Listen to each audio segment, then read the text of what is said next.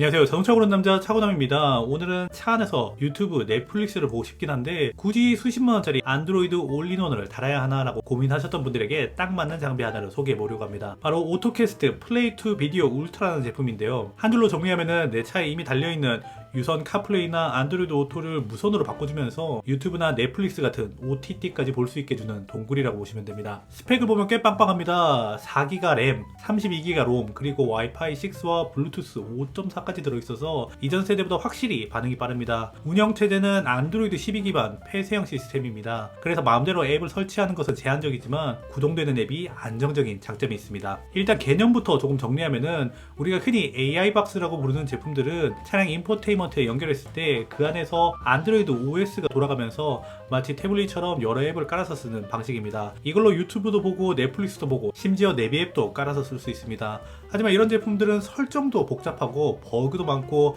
차량마다 호환성 이슈도 꽤 있는 편입니다. 반면 오늘 보여드리는 플레이 투 비디오 울트라는 겉모습은 마치 AI박스처럼 생겼는데 정체성은 조금 다릅니다. 순정 유선 카플레이나 유선 안드로이드 오토를 무선으로 바꿔주는 동굴이 기본이고 그 위에 OTT 앱을 올려서 유튜브, 넷플릭스를 볼 수 있게 해놓은 약간 동굴과 AI박스의 중간쯤 되는 제품이라고 생각하시면 이해가 쉬울 것 같습니다. 본체 상단은 매끈한 느낌의 마감에 오토캐스트 로고가 들어가 있고 LED가 있어서 폰 연결 상태를 한눈에 확인할 수 있게 해놨습니다. 후면에는 열 배출을 위한 통풍구가 뚫려 있습니다. 케이블은 일체형 A타입이 장착되어 있는데 케이블 주변에 보강이 잘 되어 있어 흔들리다가 외부 충격으로 휘어지거나 부러질 가능성을 줄였고 반대쪽에는 USB-A 포트가 있어서 여기에 USB 메모리를 꽂아서 영화 파일이나 음악 파일을 재생할 수 있습니다. 이 제품의 전제 조건은 단 하나로 내 차가 순정 카플레이 혹은 안드로이드 오토가 지원되는가만 확인하시면 됩니다. 차량에 있는 USB 포트에 이 동글을 연결하면은 유선으로 쓰던 카플레이 혹은 안드로이드 오토를 무선으로 사용할 수 있게 되고 여기에 추가로 유튜브와 넷플릭스 같은 OTT 앱을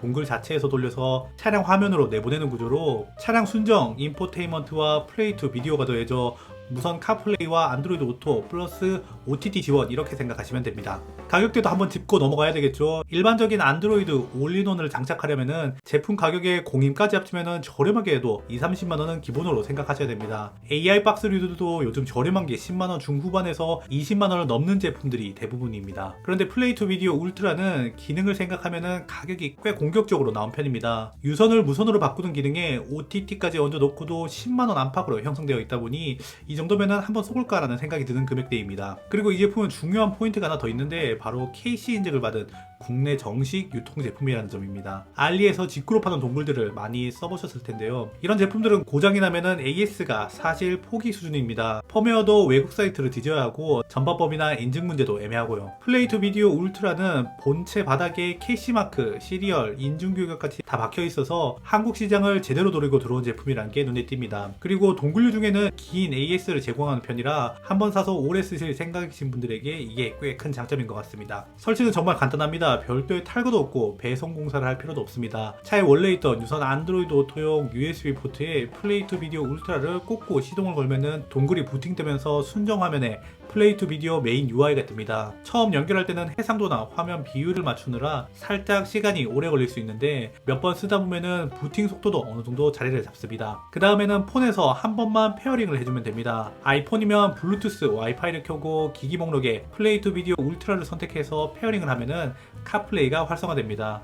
안드로이드 폰도 절차는 동일하며 한번 연결해두면 다음부터는 시동만 걸어도 자동으로 연결됩니다. 실제 사용성을 보면은 기본은 무선 카플레이 혹은 안드로이드 오토 동굴이라고 보시면 됩니다. 차에 타서 시동을 걸면은 자동으로 폰이 연결되고 평소 때처럼 티맵, 카카오맵이 네이버 지도를 쓸 수 있고 음악 앱 띄우고 문자 읽기, 전화 통화까지 하는 것은 기존 순정 유선 카플레이 안드로이드 오토랑 느낌이 거의 유사합니다. 유선이었을 때와 비교해서 이게 무선이야 라고 느껴질 만큼 크게 다르지 않은 안정성을 보여줍니다. 그 다음 이 제품의 진짜 포인트인 영상 재생입니다. 예를 들어 목적지에 도착해서 주차장에 차 세워놓고 상대방을 기다려야 한다면은 그냥 핸드폰으로 유튜브를 보셨을 텐데 이 제품이 있으면은 안드로이드 오토 화면에서 빠져나와서 플레이 투 비디오 UI로 들어가서 메인 화면에서 유튜브 앱을 실행하면은 차 화면에서 바로 유튜브를 보실 수 있습니다. 스펙이 업그레이드 되면서 이전 세대보다 전원 속도나 로딩 속도가 생각보다 빠른 편이라서 로딩이 오래 걸려서 답답하다 이런 느낌은 별로 없었습니다. 넷플릭스도 마찬가지로 앱에 들어갔을 때 첫 화면에 뜨는 속도나 컨텐츠 재생 속도가 집에서 TV, 넷플릭스 넷플릭스 볼 때와 크게 다르지 않은 정도라 가격을 생각하면 꽤 잘 나온 편이라고 봅니다. 중요한 거는 영상 앱과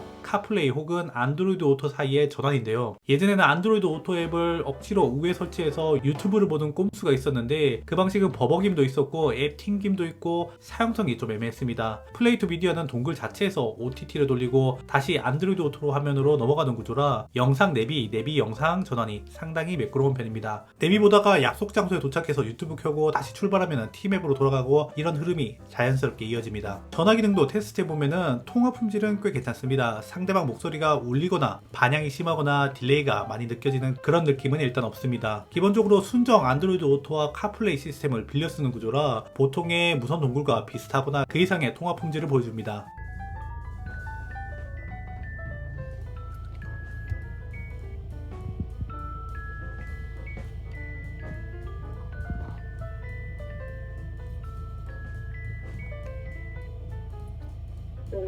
여보세요?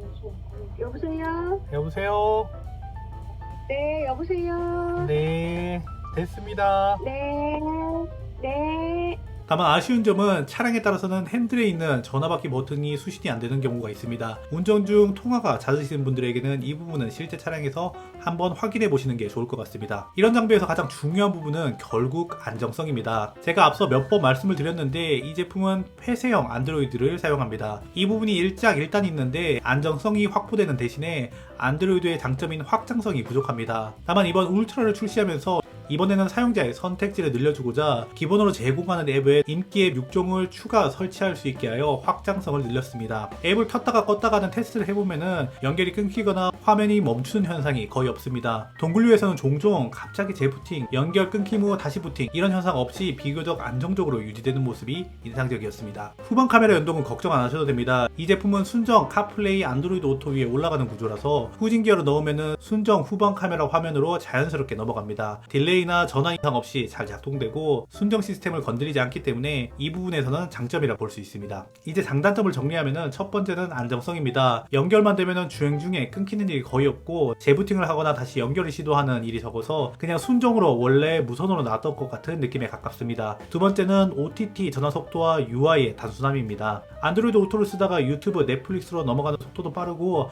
다시 내비로 복귀할 때 버벅임이 적다는 점이 확실히 강점이고요. 마지막으로 UI가 단순해서 운전 중 복잡한 조작을 할 필요가 없습니다. 메인 화면에 필요한 기능만 딱 있고 로켓 모양 아이콘을 누르면 캐시 정리가 한 번에 되는 기능도 있어서 앱 관리에 신경을 많이 써야 하는 다른 제품들보다 부담이 덜합니다. 다만 나는 태블릿처럼 이것저것 깔아서 커스터마이징 하는 걸 좋아한다 이런 분들에게는 추천드릴 수 없지만 AR박스의 확장성과 활용도가 아무리 좋아도 한계가 있기 때문에 이 정도 수준이 딱 좋지 않을까 생각합니다. 오늘 이렇게 오토캐스트 플레이 투 비디오 울트라를 리뷰해보았고요. 오늘 영상이 도움되셨다면 구독과 좋아요, 알림 설정까지 부탁드리겠습니다. 그럼 다음 영상으로 찾아오도록 하겠습니다.